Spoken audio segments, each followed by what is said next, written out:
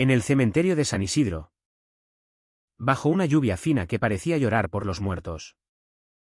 Natalia se paraba junto a la tumba fresca de su esposo. Con las manos temblando alrededor de un clavel blanco. El funeral había sido sencillo. Como Tomás siempre lo habría querido. Solo la familia cercana y unos pocos amigos rodeando el ataúd de madera oscura que supuestamente guardaba su cuerpo. El sacerdote murmuraba las últimas palabras. Su voz ahogada por el repiqueteo suave de las gotas sobre los paraguas negros. Doña Carmen. La madre de Tomás. Estaba a su derecha. Secándose los ojos con un pañuelo bordado. Sus sollozos sonaban reales. Pero algo en cómo miraba el reloj una y otra vez hacía que el estómago de Natalia se retorciera con una inquietud profunda. Como si un secreto pesara más que el duelo. Javier. El hermano menor de Tomás. La rodeaba con un brazo. Susurrando palabras de consuelo que resonaban vacías. Ensayadas. Está en un lugar mejor. Natalia. Murmuraba Javier. Su aliento cálido contra su oreja. Tomás no querría verte sufrir así. Ella asentía sin fuerzas. La voz perdida en el nudo de la garganta. Los últimos 3 días habían sido un torbellino de arreglos fúnebres. Llamadas de condolencia y papeles interminables. El doctor Ruiz le había asegurado que el infarto de Tomás fue repentino. Indoloro. Que no había sufrido. Pero allí. Mirando los mangos de latón pulido del ataúd. Natalia no podía sacudirse la sensación de que algo andaba terriblemente mal. Como si el aire mismo conspirara en silencio contra ella. El grupo de dolientes comenzó a dispersarse al finalizar el servicio. Los colegas de Tomás de la firma de contabilidad en Madrid ofrecían sus pésames antes de apresurarse hacia sus coches. Huyendo del clima sombrío. ¿La vecina? La señora López. Le apretaba la mano y prometía llevar un guiso de lentejas más tarde. Uno a uno se iban.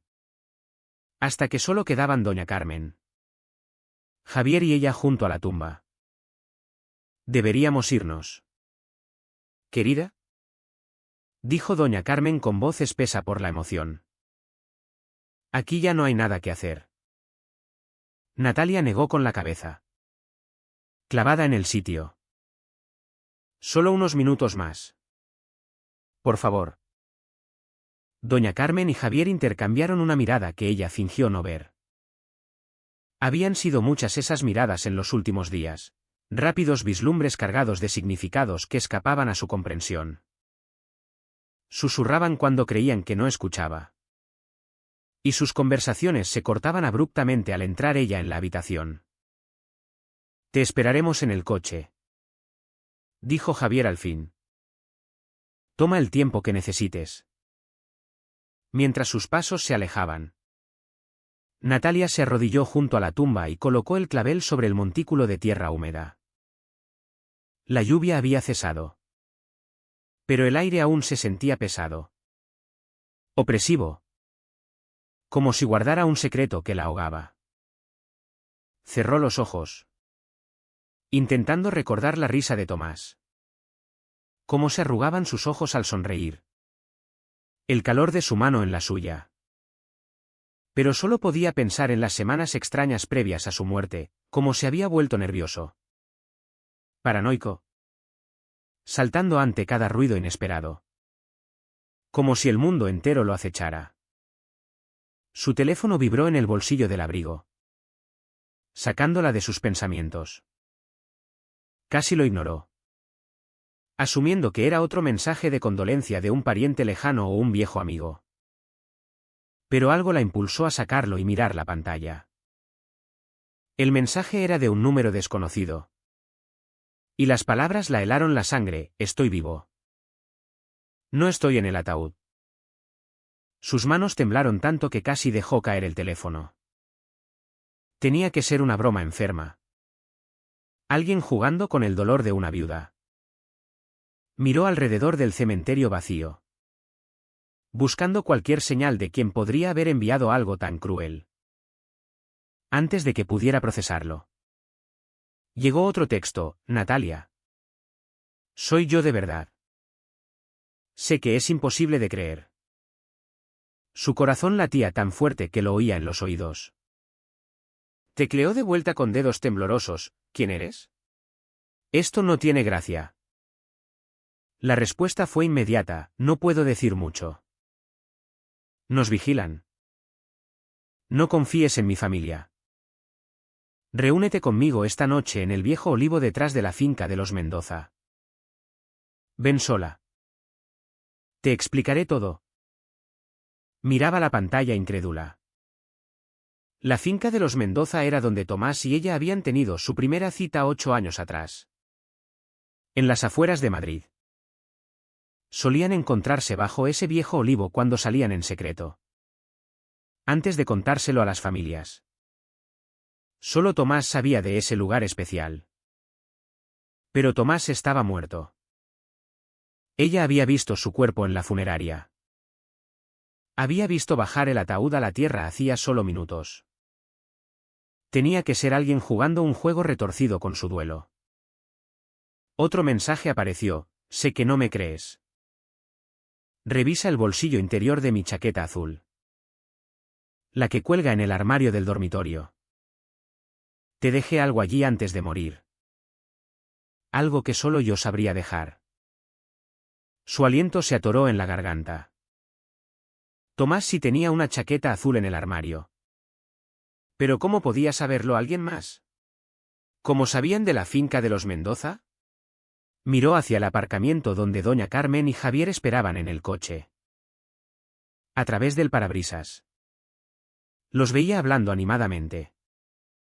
Con rostros serios e intensos. Doña Carmen revisaba su teléfono sin parar. Y Javier gesticulaba como explicando algo crucial. El mensaje final en la pantalla hizo que su mundo se inclinara: no confíes en mi familia. Natalia. Mi madre y mi hermano no son quienes crees. Tuve que desaparecer para protegernos a ambos. El hombre en ese ataúd no soy yo. Se levantó despacio. Las piernas débiles e inestables. O alguien jugaba la broma más cruel imaginable. O su esposo seguía vivo de alguna forma. ¿Y si Tomás realmente vivía? Todo lo que creía saber sobre su muerte era una mentira. 3 semanas antes de esa terrible llamada del doctor Ruiz. Natalia debería haber sabido que algo andaba mal.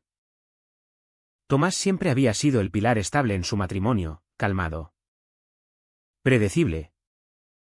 Nunca uno para preocuparse por cosas fuera de su control. Pero esa versión de su esposo desapareció de la noche a la mañana.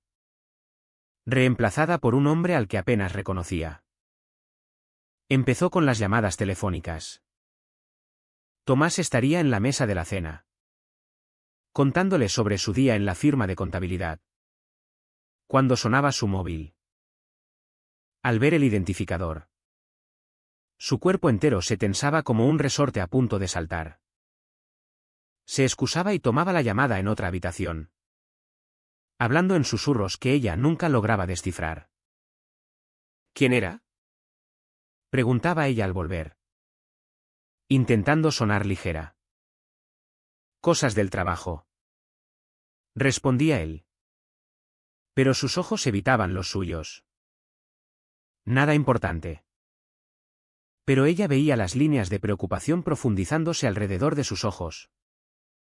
Como le temblaban ligeramente las manos al tomar la taza de café.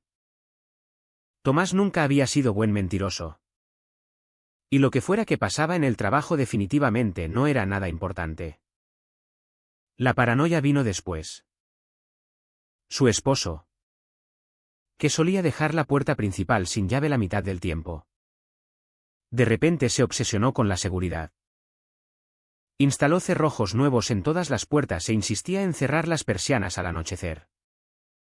Cuando caminaban juntos al mercado. No dejaba de mirar por encima del hombro. Como si alguien lo siguiera. Tomás. Me estás asustando. Le dijo una tarde mientras él comprobaba los cerrojos por tercera vez. ¿Qué pasa? Él se volvió hacia ella. Y por un momento vio un miedo real en sus ojos. Probablemente solo soy paranoico, dijo. Pero su voz carecía de convicción. Ha habido irregularidades en el trabajo. Números que no cuadran. Seguro que no es nada. Pero no era nada. Lo sabía por cómo saltaba cada vez que un coche frenaba fuera. O cómo insistía en acompañarla de ida y vuelta a la biblioteca donde ella trabajaba. Tomás siempre había sido protector. Pero esto era diferente, era el comportamiento de un hombre que creía estar en peligro real. Las noches tardías empezaron en la segunda semana.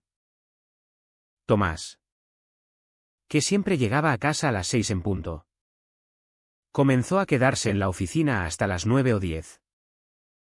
Cuando lo llamaba para ver cómo estaba, su secretaria le decía que estaba en reuniones o había salido. Pero cuando finalmente llegaba, parecía exhausto y derrotado. Como si hubiera librado una batalla perdida. Me tienen en un proyecto especial, explicaba cuando ella lo confrontaba por las horas extras. Cosas financieras complicadas. Muy aburridas. Ella quería creerle. Pero Tomás nunca había sido reservado con su trabajo antes. Solía contarle todo, clientes difíciles, políticas de oficina, hasta los detalles mundanos de su rutina diaria. Ahora, actuaba como si su empleo fuera un secreto de Estado. Una noche, Natalia despertó alrededor de las 2 de la madrugada y encontró la cama vacía a su lado. Lo halló en su despacho en casa, encorvado sobre el portátil con pilas de papeles esparcidos por el escritorio. El resplandor azul de la pantalla hacía que su rostro pareciera pálido como un fantasma. Tomás, ¿qué haces despierto tan tarde? Él cerró el portátil de golpe. Tan rápido que supo que no quería que viera lo que había en la pantalla. No podía dormir, dijo, recogiendo los papeles y metiéndolos en una carpeta. Solo poniéndome al día con el trabajo. Pero ella había vislumbrado los documentos antes de que los ocultara. No eran los informes contables habituales ni formularios fiscales que Tomás manejaba. Parecían extractos bancarios y registros de transacciones con números resaltados en rojo y signos de interrogación garabateados en los márgenes. El punto de quiebre llegó en la tercera semana. Solo 5 días antes de que Tomás supuestamente muriera. Natalia estaba preparando la cena cuando él irrumpió por la puerta principal. El rostro enrojecido y la respiración agitada. Como si hubiera corrido. Tenemos que hablar, dijo, tomándola de las manos y llevándola al salón. Natalia, necesito que me escuches con atención. Ella se sentó en el sofá. El corazón acelerado por la intensidad en su voz. Tomás se arrodilló frente a ella. Sus manos aún aferradas a las suyas con fuerza. Si me pasa algo. ¿Comenzó? Su voz apenas un susurro. Necesito que sepas que no puedes confiar en mi familia. Ni en mi madre. Ni en Javier. Prométeme que lo recordarás. Tomás. Me estás aterrorizando. ¿Qué quieres decir con, si te pasa algo? Él miró alrededor de la habitación, como comprobando si había micrófonos ocultos. Y se inclinó más cerca. He descubierto algo en el trabajo. Algo que podría costarme la vida. Hay gente involucrada que no dudará en lastimar a quien se interponga. Entonces ve a la policía, dijo ella, la voz elevándose con pánico. Si estás en peligro, necesitamos ayuda. Tomás negó frenéticamente. No es tan simple. La corrupción va más profundo de lo que imaginas. No sé en quién confiar ya. Puedes confiar en mí, susurró ella, con lágrimas formándose en los ojos. Lo sé, dijo él, atrayéndola a sus brazos. Eres la única en quien confío. Pero mi familia no es lo que parece. Natalia. Si me pasa algo, no dejes que te convenzan de que todo es normal. Cuestiónalo todo. Ella lo abrazó fuerte, sintiendo su cuerpo temblar contra el suyo. No te va a pasar nada. Lo resolveremos juntos. Pero Tomás se apartó y la miró directamente a los ojos. Prométemelo. Natalia. Prométeme que no confiarás en ellos. ¿Te lo prometo? Susurró ella. Aunque no tenía idea de qué estaba prometiendo exactamente. 5 días después. Tomás estaba muerto. La chaqueta azul colgaba exactamente donde Tomás la había dejado. Entre su abrigo de invierno y su traje bueno en el armario del dormitorio. Las manos de Natalia temblaban al meterlas en el bolsillo interior. Medio esperando encontrar solo pelusa y recibos viejos. En cambio, sus dedos se cerraron alrededor de un pequeño papel doblado en un cuadrado apretado. Lo desdobló con manos inestables. Escrito con la letra familiar de Tomás estaban las palabras, nuestra canción. La que sonó en nuestro primer baile. La tarareaste esta mañana mientras hacías café. Como siempre lo haces cuando estás preocupada. Sus piernas flaquearon y se hundió en la cama. Esa mañana. 3 días atrás. Indeed había tarareado Como te ves esta noche mientras preparaba el café de Tomás. Era algo que hacía inconscientemente cuando estaba ansiosa. Y Tomás siempre la bromeaba por ello. Pero Tomás supuestamente había muerto esa misma tarde. ¿Cómo podía haber escrito esta nota sobre algo que ocurrió el día de su muerte? A menos que realmente estuviera vivo. A la mañana siguiente. Llamó al consultorio del doctor Ruiz y programó una cita bajo el pretexto de necesitar registros médicos para el seguro. La recepcionista pareció nerviosa al mencionar el nombre de Tomás. Tropezando con las palabras y poniéndola en espera 2 veces antes de confirmar.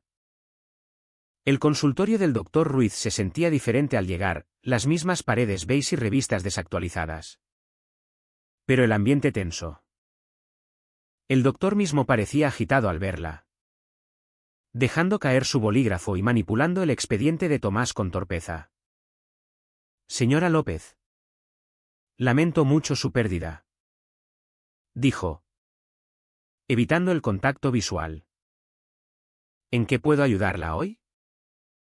Necesito entender exactamente qué le pasó a mi esposo. Dijo ella. Estudiando su rostro con cuidado. La compañía de seguros pide detalles sobre la causa de muerte. El doctor Ruiz se removió incómodo en su silla. Como le expliqué. Tomás sufrió un infarto masivo. Fue muy repentino. No sintió dolor. Pero Tomás solo tenía 35 años. Presionó ella. Estaba en buena forma. Corría 3 veces por semana. ¿Cómo alguien así simplemente muere de un infarto? Estas cosas pasan. Señora López. A veces hay condiciones subyacentes que no detectamos hasta que es tarde. Ella se inclinó hacia adelante. ¿A qué hora lo declaró muerto? Déjeme revisar los registros. Pasó las páginas con manos temblorosas. Aproximadamente las 3:47. ¿Y dónde examinó exactamente su cuerpo? El rostro del doctor Ruiz palideció. En el lugar. Por supuesto. Su cuñado Javier me llamó inmediatamente cuando lo encontraron colapsado en su oficina. Algo frío se asentó en su estómago. ¿Javier lo encontró? Sí.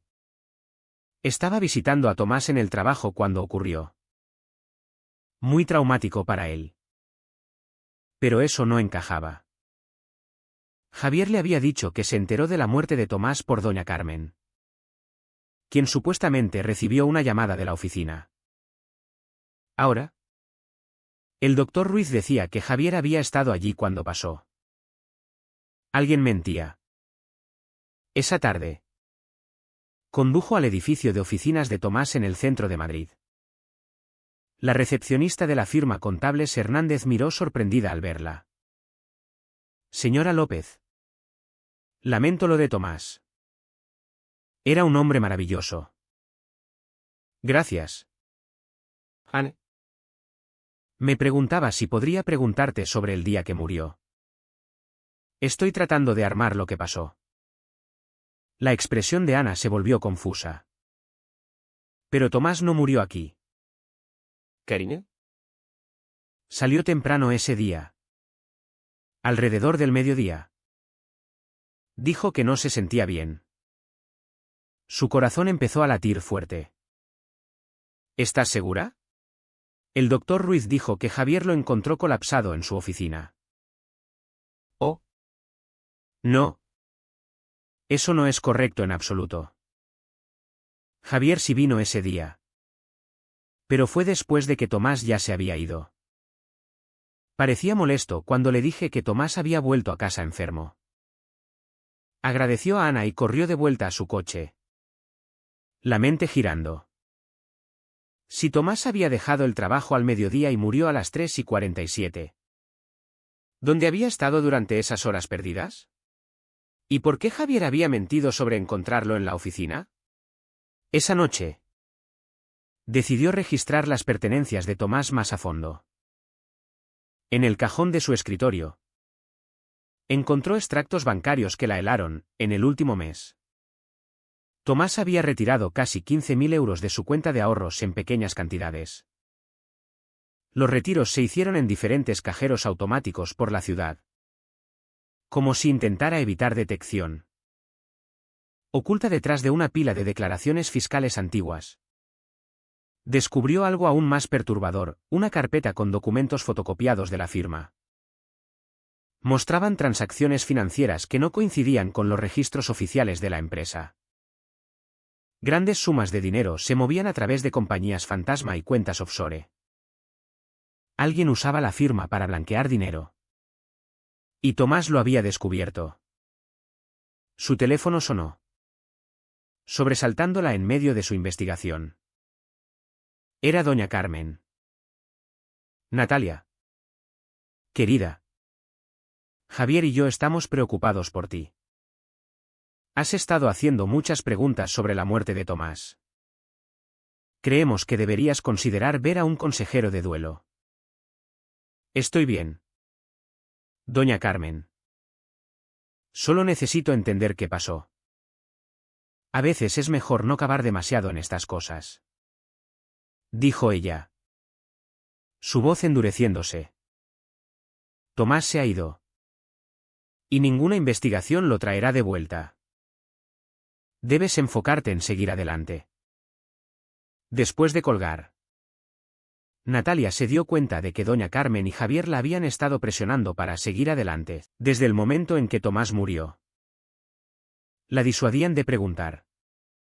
La apresuraban con los arreglos fúnebres y parecían ansiosos por resolver sus asuntos lo más rápido posible. Sacó la póliza de seguro de vida que Tomás había contratado 2 años atrás. El pago era de $500,000. Más que suficiente para resolver problemas financieros de alguien. Y como familiares cercanos de Tomás, doña Carmen y Javier tendrían acceso a ese dinero si algo le pasaba a ella también. Las piezas empezaban a encajar. Y la imagen que formaban la aterrorizaba. La nota en la chaqueta azul no era suficiente, necesitaba más pruebas. Al día siguiente, Natalia confrontó a Javier directamente en la casa familiar. Un apartamento antiguo en el barrio de Chamberí. Él estaba revisando papeles cuando ella entró sin avisar. Necesito respuestas.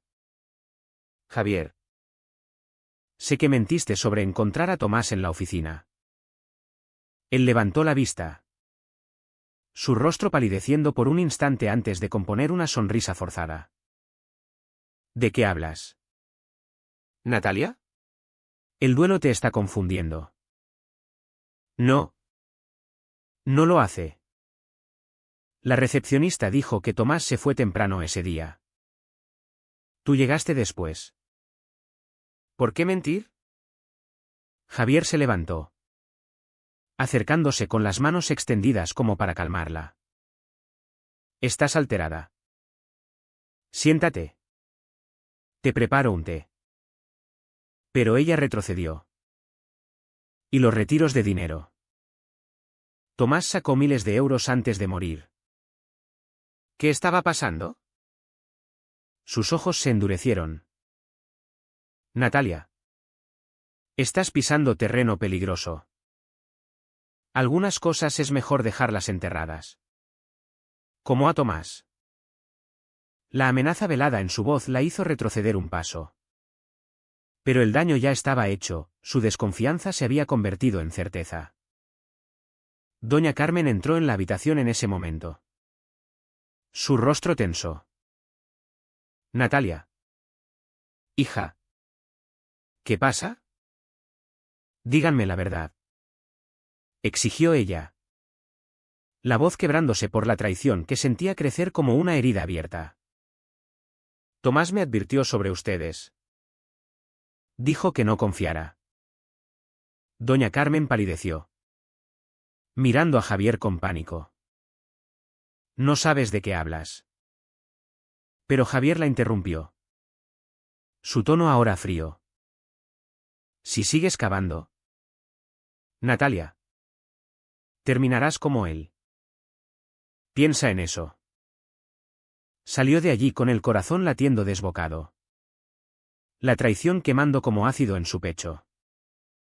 No era solo dolor, era una rabia sorda que empezaba a cocerse a fuego lento, impulsándola a desenterrar más verdades. Aunque el precio fuera su propia seguridad. Los mensajes continuaron llegando. Cada uno más revelador. Más urgente. No vayas a la policía local. Están comprados. Otro, revisa el cajón secreto en mi escritorio. Hay pruebas. Natalia encontró una carpeta oculta con más documentos, transferencias bancarias sospechosas. Nombres de compañías que olían a lavado de dinero. Uno de ellos vinculaba a Javier con un grupo criminal conocido en España. Los Hermanos del Sur.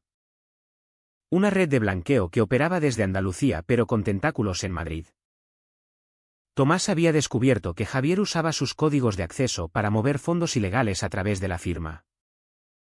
El silencio de Doña Carmen. Su aparente duelo.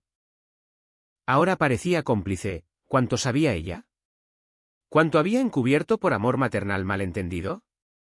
La IMLNG. Esa quietud traicionera que había envuelto a la familia.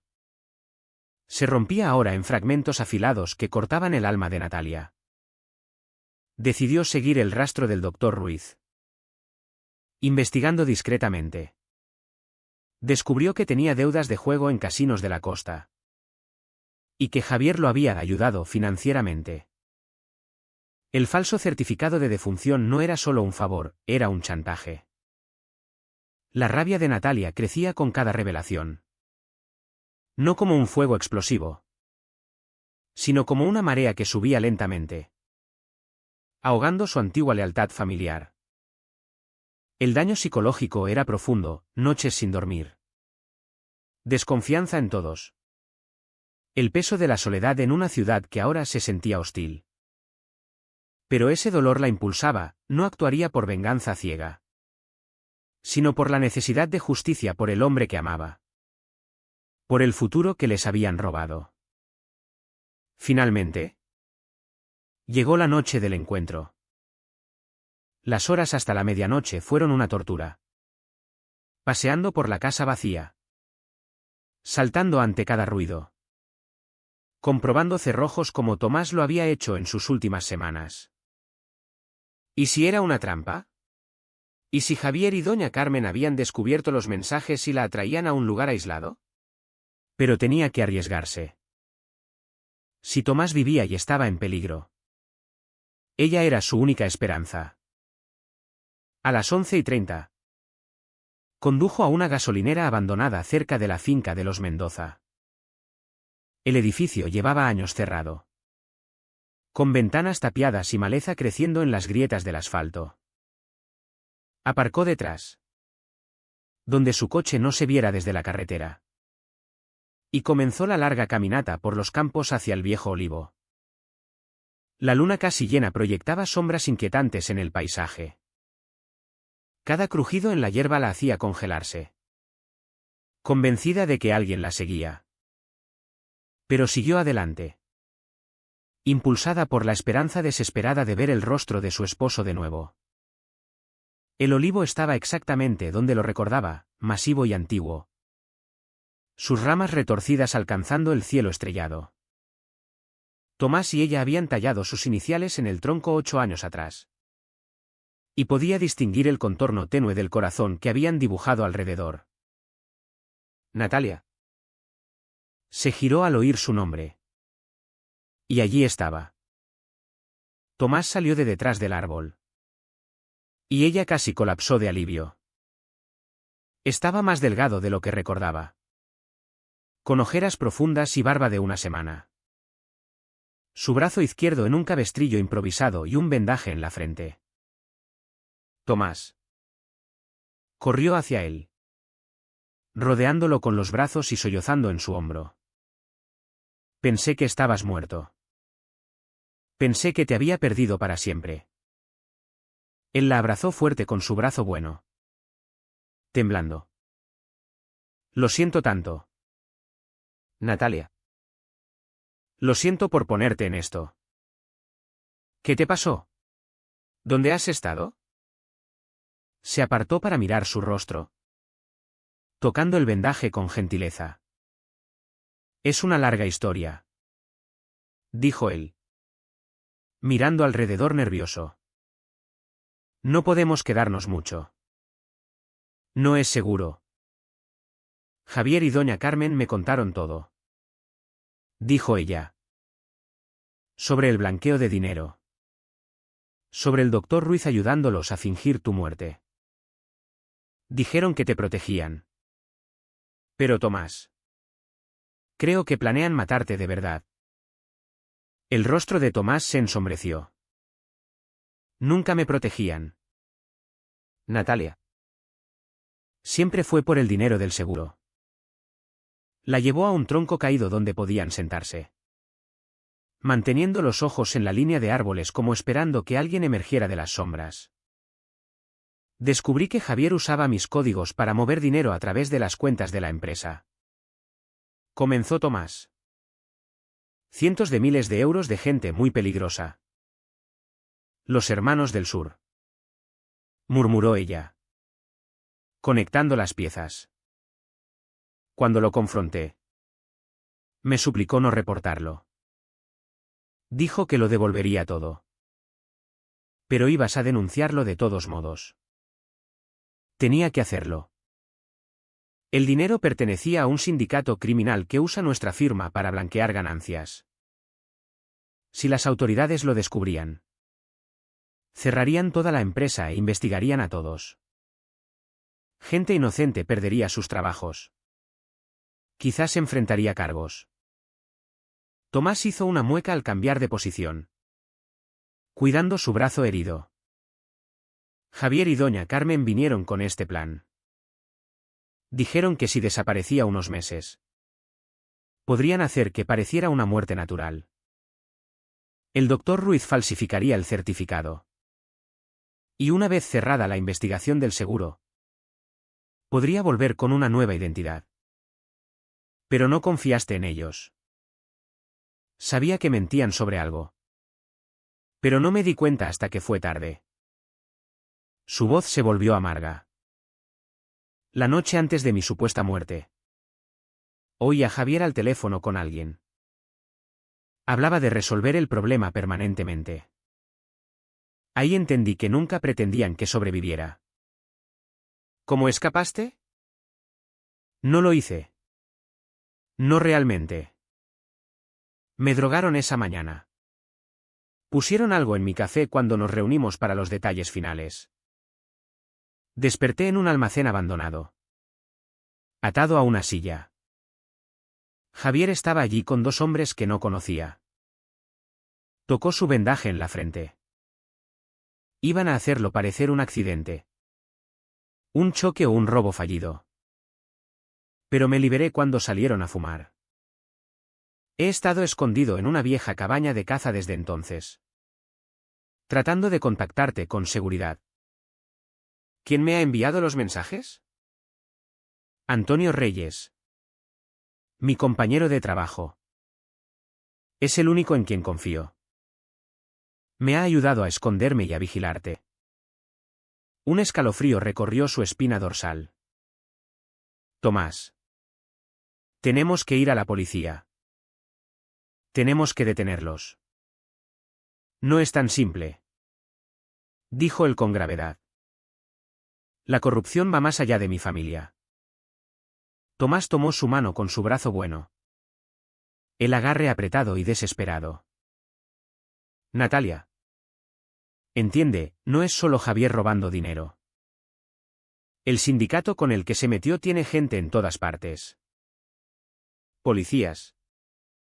Jueces. Funcionarios municipales. Así han operado tanto tiempo sin ser atrapados. Pero tiene que haber alguien en quien confiar. Dijo ella. La voz quebrándose. No podemos pelear solos. Antonio ha investigado por su cuenta. Continuó Tomás. Descubrió que el doctor Ruiz no solo ayuda a mi familia por deudas de juego. Ha falsificado certificados de defunción para el sindicato por años. Ayudándolos a eliminar gente que se acerca demasiado. El peso de sus palabras la golpeó como un puñetazo. ¿Cuánta gente han matado? No lo sabemos con certeza. Pero Antonio encontró al menos 6 muertes sospechosas en los últimos 2 años.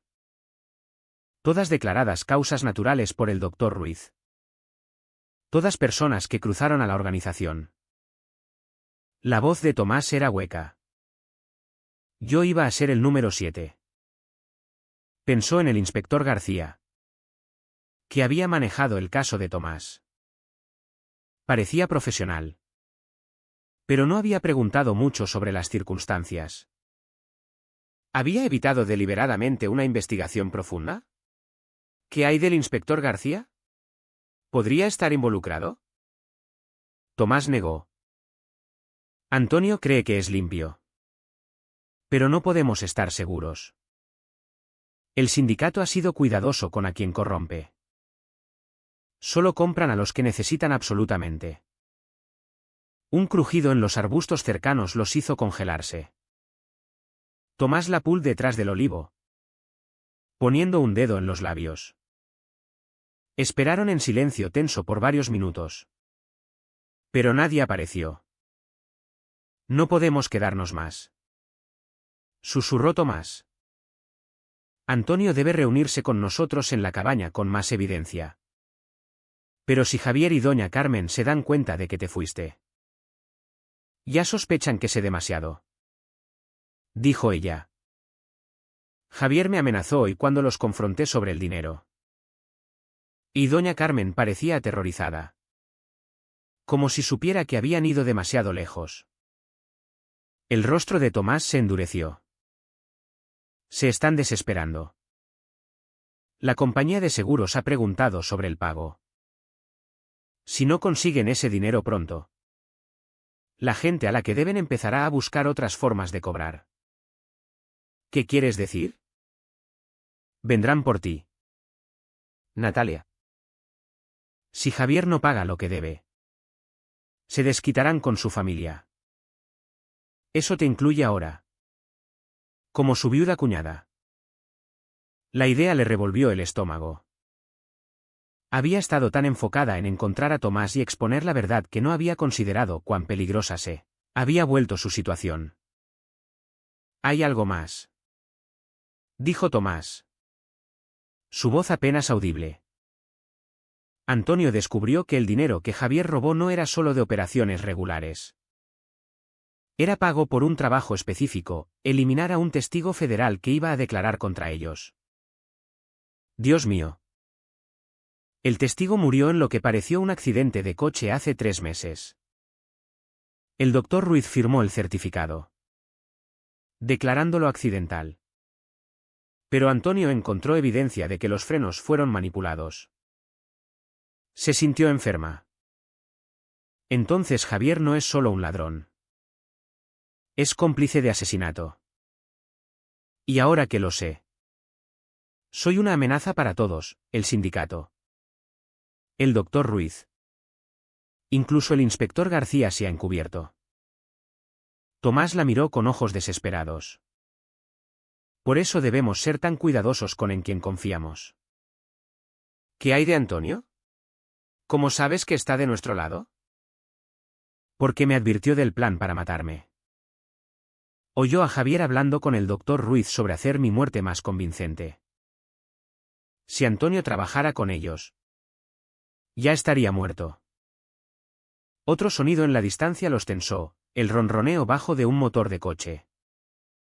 Tomás tomó su mano y la pull más profundo en las sombras. Alguien viene. Susurró. Tenemos que ir ahora. Se escabulleron por la oscuridad hacia la vieja cabaña de caza que Tomás había mencionado. Estaba oculta en lo profundo del bosque. Apenas visible incluso bajo la luna. El edificio era pequeño y deteriorado, con ventanas tapiadas y techo hundido en el medio. Dentro, la cabaña era espartana pero funcional. Antonio aparentemente le había llevado suministros a Tomás, conservas, agua embotellada y un saco de dormir en una esquina. Una linterna a pilas proporcionaba luz tenue. Antonio debería llegar pronto, dijo Tomás, comprobando su reloj. Ha reunido evidencia toda la semana, construyendo un caso para llevar al Cuerpo Nacional de Policía o incluso a la Guardia Civil. ¿La Guardia Civil? Es la única forma. Natalia. La policía local podría estar comprometida. Pero los agentes federales investigando al sindicato deberían ser limpios. Antonio tiene contactos allí de su trabajo anterior. Había olvidado que Antonio solía trabajar para el gobierno antes de unirse a la firma. Si alguien podía ayudarlos a navegar esta situación peligrosa, era él. ¿Qué pasa después de entregar la evidencia?, preguntó. Tomás guardó silencio un largo momento. Probablemente tengamos que entrar en protección de testigos. Nuevos nombres. Nuevas vidas. Nueva ciudad. Todo lo que hemos construido juntos se irá. La realidad la golpeó duro. Su casa. Sus amigos. Su vida entera desaparecería. Pero al mirar el rostro magullado de Tomás y ver el miedo en sus ojos, supo que era la única opción. Mientras estemos juntos, dijo, tomando su mano. Eso es lo que importa. Afuera, oyeron pasos acercándose a la cabaña. Tomás se tensó, alcanzando un bate de béisbol que aparentemente usaba para protección. Debe ser Antonio, susurró. Pero no soltó el bate. Los pasos se detuvieron fuera de la puerta. 3 golpes suaves seguidos de 2 rápidos. Luego 3 más. Tomás se relajó ligeramente y dejó el bate. Es la señal de Antonio, murmuró, moviéndose hacia la puerta. Un hombre alto y delgado con cabello canoso entró, cargando un sobremanila grande y una bolsa de portátil. Su rostro era sombrío al mirar entre Tomás y ella. Tenemos un problema, dijo Antonio sin preámbulos. Javier sabe que estás vivo, Tomás. Y sabe que Natalia ha estado preguntando. Su sangre se heló. ¿Cómo? El doctor Ruiz entró en pánico después de la visita de Natalia ayer. Llamó a Javier y le contó sobre las preguntas. Han monitoreado su teléfono desde entonces. Tomás maldijo en voz baja. ¿Cuánto saben? Todo. Saben de nuestros mensajes. Saben de este lugar de reunión. Probablemente tengamos menos de una hora antes de que lleguen con refuerzos. Antonio abrió su portátil y sacó un montón de documentos del sobre.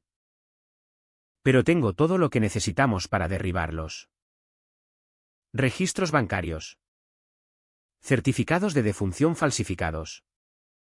Grabaciones de llamadas entre Javier y los jefes del sindicato. Les mostró correos impresos entre el doctor Ruiz y alguien llamado Vicente Toro, quien parecía alto en la organización criminal. Los mensajes detallaban pagos por servicios médicos y discutían soluciones permanentes a varios problemas. Vicente Toro es el hombre al que Javier debe dinero, explicó Antonio. Ha usado al doctor Ruiz para eliminar gente por años. La Unidad Federal ha intentado armar un caso contra él, pero nunca tuvieron evidencia sólida hasta ahora. Tomás estudió los documentos con asombro creciente. ¿Cómo conseguiste todo esto? El doctor Ruiz guardaba copias digitales de todo. Probablemente como seguro por si el sindicato se volvía contra él. He estado copiando archivos de su ordenador por semanas. Antonio sacó un pequeño grabador. Y conseguí esto ayer después de que Javier llamara a una reunión de emergencia con doña Carmen y el doctor Ruiz. Presionó play. Y la voz de Javier llenó la pequeña cabaña. El dinero del seguro llega la próxima semana. Pero tenemos un problema. Natalia sabe demasiado y de alguna forma Tomás sigue vivo. Necesitamos limpiar esto permanentemente antes de que los federales empiecen a husmear. La voz de doña Carmen respondió: ¿Qué estás diciendo? ¿Javier? Digo que los eliminemos a ambos. Hazlo parecer un asesinato-suicidio. Viuda afligida no pudo manejar la pérdida. Se mató después de descubrir que su esposo fingió su muerte. La voz nerviosa del doctor Ruiz se unió. No puedo involucrarme en más muertes. Esto ha ido demasiado lejos. Ya estás metido hasta el cuello. Doc. Ayúdanos a terminar o la gente de Vicente te terminará a ti. La grabación continuó varios minutos más, detallando su plan para matar a ambos. Tomás y ella. Luego usar el dinero del seguro para pagar las deudas de Javier y desaparecer. ¿Para cuándo terminó? Natalia temblaba de rabia y terror. Tenemos que llevar esto a la Guardia Civil inmediatamente, dijo. Antonio asintió. Ya contacté a la agente Sara Chen de la Unidad Federal. Ha investigado al sindicato por 2 años. Nos espera en una casa segura a unos 20 km de aquí. ¿Qué hay de doña Carmen? Preguntó. Parecía asustada ayer. Como si no quisiera ser parte de esto. Doña Carmen está demasiado metida para retroceder ahora, dijo Tomás con tristeza. Ayudó a planear mi falsa muerte y ha mentido a la policía por semanas. Aunque quisiera confesar, Javier no la dejaría. Antonio empezó a empacar su equipo. Tenemos que movernos ahora. Tengo un coche escondido a medio kilómetro. Podemos. El sonido de múltiples motores de coche lo cortó. A través de las ventanas tapiadas, vieron faros acercándose por los árboles. ¿Nos encontraron?, dijo Tomás, agarrando el bate de nuevo. Antonio copió rápidamente todos los archivos a un pendrive y se lo dio a ella. Si algo nos pasa, llévalo a la agente Chen. Su contacto está en mi teléfono. Los coches se detuvieron afuera y oyeron puertas azotando. La voz de Javier se oyó en el aire nocturno: sabemos que estás ahí. Tomás. Sal y hablemos como familia. Hay una ventana trasera. Susurró Antonio. Lleva al bosque. Si llegamos al coche. Pero antes de moverse. La puerta delantera explotó hacia adentro. Javier estaba en el umbral con dos hombres grandes que no reconocía. Uno sostenía una pistola. Hola. Hermano. Dijo Javier. Su voz fría y burlona. Nos has causado muchos problemas. Doña Carmen apareció detrás. El rostro surcado de lágrimas. Tomás. Lo siento tanto. Nunca quise que llegara tan lejos. Pero ha llegado. ¿Verdad? ¿Mamá? Los ojos de Javier eran salvajes. Desesperados. Demasiado lejos para volver atrás. El doctor Ruiz entró tambaleante al final. Pareciendo a punto de vomitar. Javier. Por favor. Aún podemos encontrar otra forma. La única salida es adelante. Dijo Javier. Asintió al hombre con la pistola. Órdenes de Vicente, sin testigos. Pero Antonio había estado alcanzando discretamente su bolsa de portátil. En un movimiento rápido. Sacó una pistola de bengalas y la disparó por la puerta rota. La bengala roja golpeó a uno de los hombres de Javier en el pecho. Y estalló el caos. Tomás blandió su bate contra el pistolero mientras Antonio tacleaba a Javier.